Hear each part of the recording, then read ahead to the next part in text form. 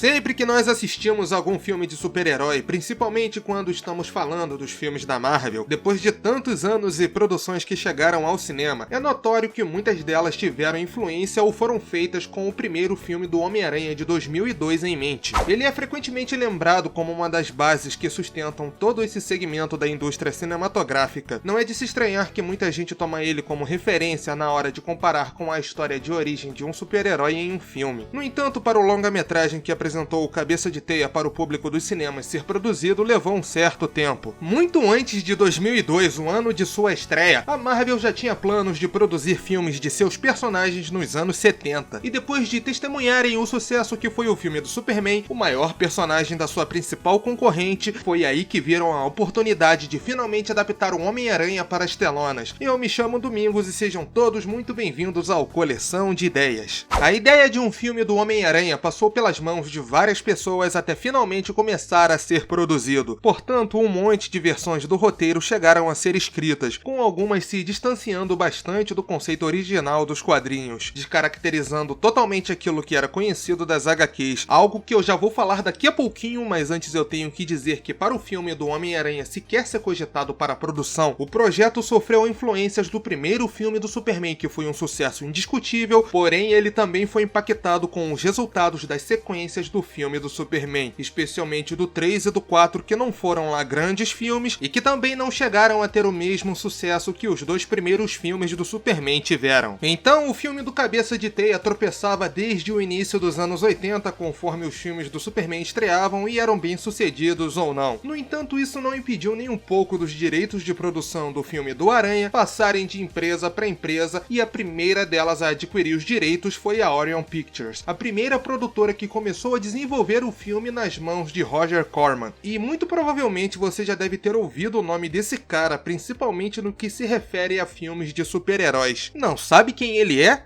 Pois bem, Roger Corman é um famoso produtor e diretor de cinema especialista em desenvolver filmes B, produções com baixo orçamento. Inclusive, ele foi o responsável por produzir e dirigir a versão original de A Pequena Loja dos Horrores, que, caso você não saiba o que é, eu fiz um vídeo super bacana sobre o remake dele que você pode assistir depois que este vídeo aqui acabar. Então, Corman também foi a pessoa chamada para produzir o primeiro filme do Quarteto Fantástico, aquele que nunca foi lançado oficialmente, que só foi feito para a empresa que detinha os direitos de fazer um filme do quarteto não perder esses direitos. Enfim, o filme do Homem-Aranha por um tempo foi responsabilidade desse cara, mas obviamente essa etapa do processo não foi pra frente. O Stan Lee, um dos co-criadores do personagem, até chegou a ser chamado para escrever um roteiro que contaria com o Dr. Octopus como vilão e teria uma história envolvendo a Guerra Fria, mas nada disso chegou a ser filmado por conta de orçamento e também não era uma época tão propícia para filmes de super-heróis,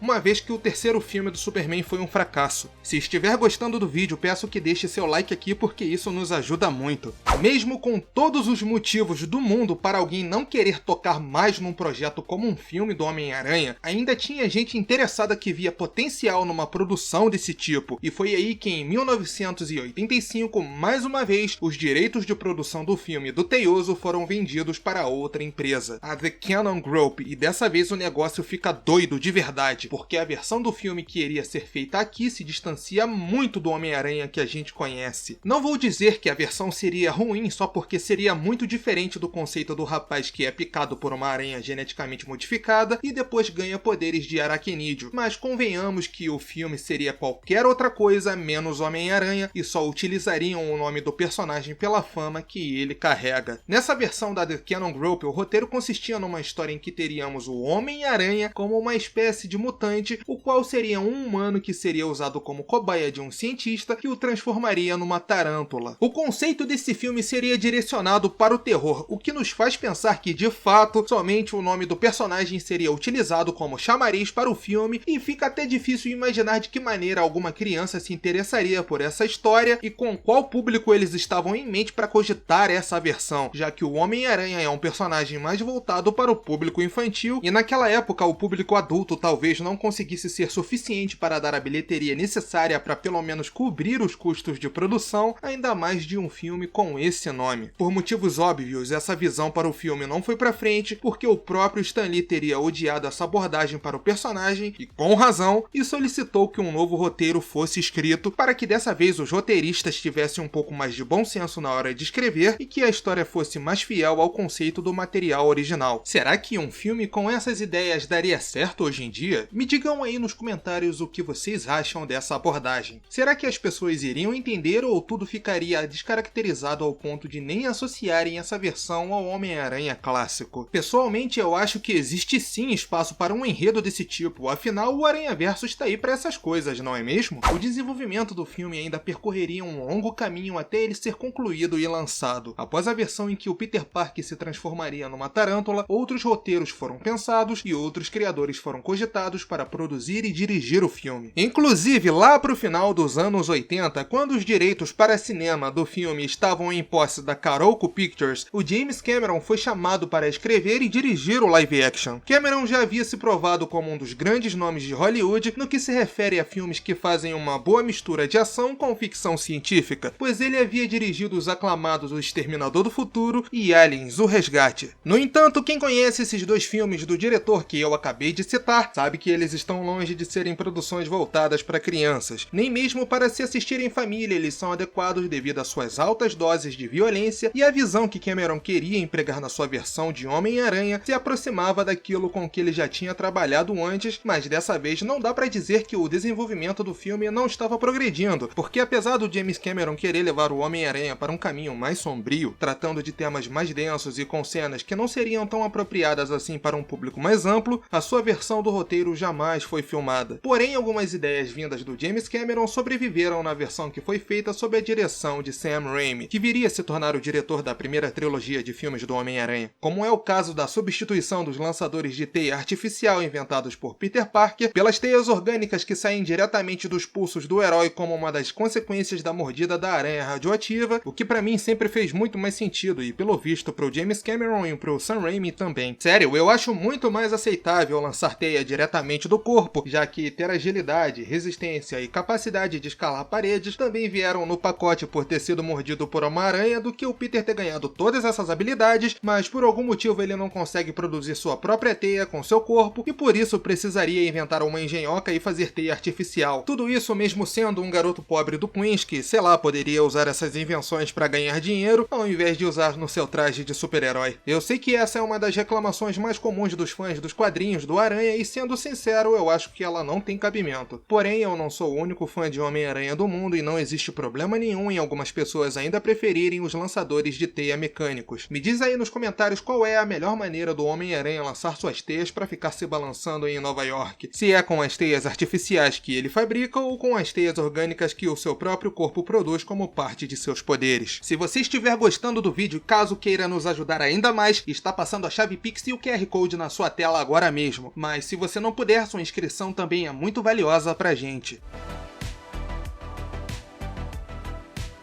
Depois de passar de mão em mão, o filme começou finalmente a ser filmado pelo Sam Raimi e dessa vez ele seria lançado de fato. Contando com um elenco jovem, carismático e com alguns veteranos de Hollywood fazendo parte do time de atores, o filme estreou em 2002 sendo bastante elogiado pela crítica e pelos fãs. No entanto, para aqueles que amam os filmes do Homem-Aranha dirigidos pelo Sam Raimi, antes dele começar a trabalhar no primeiro filme do herói, ninguém no estúdio queria que ele ocupasse o cargo de diretor. Havia mais 18 diretores que a Sony estava querendo contratar para a direção e Sam Raimi não era nenhuma opção para eles. Só para termos uma ideia do quanto que o estúdio não o queria para a direção, o Sam Raimi sequer chegou a ser cogitado para assumir o posto. Ele é quem teve que ir pessoalmente se oferecer para dirigir. E apesar do diretor estar com boas expectativas para assumir o filme do Homem-Aranha, pois ele é um grande fã do personagem, e na conversa que ele teve com os executivos ele até citou um lançador de teia de brinquedo que ele tinha no seu quarto na infância, Raimi aceitaria de boa caso ele fosse recusado para a tarefa, pois o seu seu próprio agente na época lhe disse que o estúdio não o trataria com prioridade. Sabendo disso e também de que não era o diretor ideal na visão do estúdio, Sam Raimi tinha 1 hora para convencer os executivos da Sony de que ele era apropriado para conduzir a direção do filme. Porém, dadas as circunstâncias de que ele não estava cogitado para tal, ele rapidamente cessou a reunião e se despediu dos executivos, os agradecendo por terem escutado ele. No final das contas, aqueles que são fãs do estilo de direção do Sam Raimi e do Homem-Aranha saíram no lucro, pois ele foi escolhido para ser o diretor. Na parte da escalação dos atores, vocês já devem imaginar que, para o papel do protagonista, alguns outros nomes antes do Tobey Maguire foram pensados para ser o Peter Parker / Homem-Aranha. Mas isso foi bem antes de Sam Raimi conseguir ser o diretor do filme, já que Tobey foi uma escolha pessoal do Raimi para interpretar o Cabeça de Teia. Um deles foi o Leonardo DiCaprio, no período em que o James Cameron estava comandando o filme, e outro ator que quase pegou o papel foi o Tom Cruise, na época em que o filme ainda seria produzido pela The Cannon Group. Se você gostou deste vídeo, aí na sua tela estão aparecendo mais 2 para você escolher e clicar para assistir. Muito obrigado por ter ficado até agora com a gente.